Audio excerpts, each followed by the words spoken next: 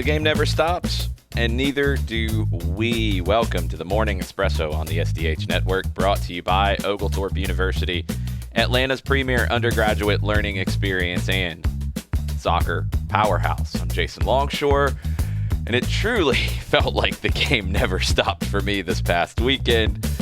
3 college tournament matches in 3 days. It was very busy. Friday, it started with prep. It started with coaches' calls. It started with commentator calls. And then driving to Macon for the SoCon men's quarterfinal that UNC Greensboro won over VMI. Then Saturday morning, an early flight to New Orleans for the Sun Belt Women's Championship match, calling it from the studios at the Caesars Superdome. As I was getting ready for that game, I got a text from my airline that my flight coming back in the morning was canceled, and there were no other options for a rebook.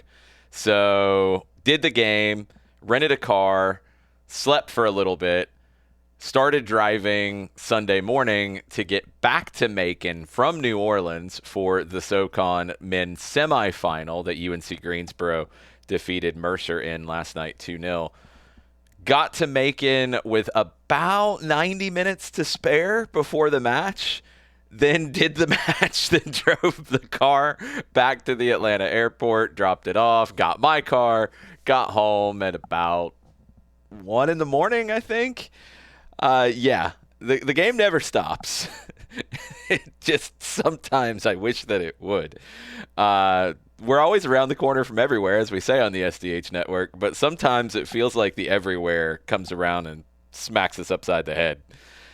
All right, so let's get caught up on the news of the day. And speaking of being around the corner from everywhere, we got some news right here at home, and it started breaking last night as I'm getting ready to do the SoCon semifinal. It looks like Atlanta's next big soccer story is about to be written. The National Women's Soccer League, the NWSL, is preparing, according to reports, to award its 17th franchise to Atlanta. This would bring top-flight women's soccer back to the city for the first time since the Atlanta Beat played in the WUSA and the WPS. That last season was in 2011 in WPS, playing in Kennesaw. The WUSA Atlanta Beat played first at Bobby Dodd Stadium and second at Herndon Stadium on the campus of Morris Brown. So this is a huge deal for a lot of reasons. We've talked about Atlanta being Soccer City, USA, and one of the missing elements of that was a professional women's team. Atlanta is the epicenter for soccer in North America. One of the missing elements of being that was a professional women's team. That appears to be on the horizon now. It connects perfectly with the forward Atlanta tradition that this city has always had. Growth, ambition, always trying to lead. Atlanta United is going to lead, according to the reports, the expansion fee race in the NWSL. It's reported to be $165 million, more than 50% above what Denver paid for its new franchise earlier this year. Tells you everything about the level of investment from Arthur Blank's A&B SE group. It tells you about the value of NWSL teams and how they have jumped dramatically over the years. It tells you a lot about how important this is.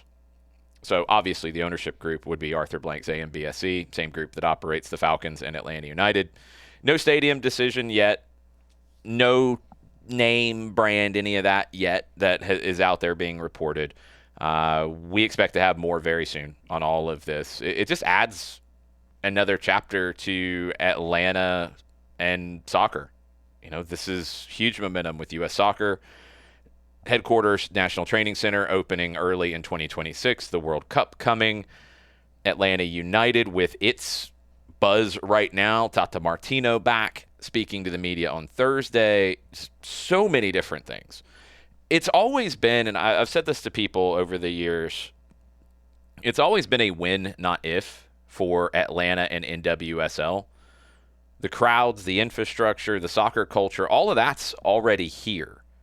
So Atlanta will be the hub of soccer in the United States with this team launching. There's no question about that. And it will be Soccer City, USA. And sorry to everybody else. Like, it is that big of a deal. Cannot wait to see this team on the field. Can't wait to see the effect it has for women's soccer, girls soccer, all over the Southeast region. So excited for this to happen. And just like Atlanta United was in MLS, I think this can be a jumping off point for professional women's soccer across the Southeast at all levels. You know, we've talked about WPSL Pro and the Georgia Impact coming into that. That becomes a very valuable potential feeder to this kind of a level of team. WPSL Pro is expected to be at a level underneath Division One. It will, I think, be a driver just like it was for Nashville, just like it was for Charlotte, for other cities in the Southeast to say, hey, we want to follow that. We want to follow what Atlanta's doing. It's kind of how it's gone over the years, hasn't it? In a lot of different things. Very exciting. Very excited. Stay with us. We've got so much more coming on the SDH network on 92.9 The Game. I've got Atlanta soccer tonight, tomorrow evening. There tons to talk about when it comes to all of this. Let's get caught up on the MLS playoffs from the weekend. It was game threes across the league. We'll start in the East. Inter Miami made a big statement, and of course, Lionel Messi was at the center of it. 2 goals, 2 assists, a 4-0 demolition job of Nashville SC. 8 goal contributions in 3 games for Lionel Messi. Every goal Miami has scored, he's either scored it or created it. And it's not just that. In this game, Javier Mascherano, the manager for Inter Miami, said he was the first to lead the press, praised his work off the ball as much as on it. That tells you where Lionel Messi is right now. You know, that's always one of the things that people want to try to find something to criticize Lionel Messi about is, oh, he doesn't run, oh, he doesn't defend. Well, he's doing that right now. And that's scary for the rest of Major League Soccer, that Lionel Messi, who has won everything, is now in such a, I don't want to say desperation in that sense, but maybe just such an urgency to win MLS Cup. He really wants it. It's exciting. It's very cool to see. Huge win for Inter Miami. Big win for Cincinnati. They get past Columbus last night, or on Saturday night in the Game 3 there. That closes the book on the legendary career of Darlington Nagbe. 4 MLS Cups he leaves behind. 1 in Portland, 1 in Atlanta, and 2 in Columbus. One of the most brilliant careers in American soccer history. For Cincinnati, this is big for them. Now they get a chance to host Messi and Miami in a single-game conference semifinal. New York City, they went on the road to Charlotte. They won again in Charlotte. It's one of the best postseason runs they've had since lifting the cup in 2021. NYC will travel to Philly for the Eastern Conference semifinal in a couple of weeks. Over in the West, San Diego, their first ever season, they smashed Portland in front of another sellout crowd at the Murph Dragon, Snapdragon Stadium. Anders Dreyer, Amal Pellegrino, each scored twice. Pablo Cisniega stepped up big after replacing the injured CJ Dos Santos. Big win for San Diego. They will host Minnesota United, who somehow came back to beat Seattle. The other semifinal will have Vancouver hosting LAFC. That could be absolute fireworks. I still am picking LAFC and Miami, even though they both go on the road in the semifinals. Still where my gut is in this MLS postseason. But San Diego is going to be a team to watch. Vancouver is going to be a team to watch. I don't think Minnesota will continue on. I don't think NYC will continue on. Philadelphia and Cincinnati will have something to say in the East. It's going to be a blast. I'm really looking forward to the playoffs returning in a couple of weeks. But it's the international break coming up, and we've got a lot to talk about there this week. Before we get there, let's go back across the Atlantic. Pep's 1,000th match as a manager.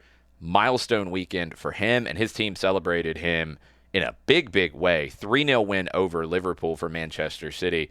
It shows how good City can be when they're in rhythm, and I think it also brings up larger questions about how good Liverpool can be. They had been building some momentum after their wins over Aston Villa and Real Madrid, but City just dismantled them. It was total Pep, controlling possession, manipulating space, dictating the tempo.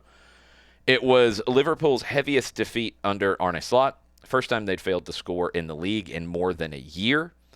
A lot of questions about what is next for Liverpool after such a great season last year and spending so much money to amp up the expectations, and they are nowhere near being met. For City, can they do this regularly? That's going to be the fascinating element.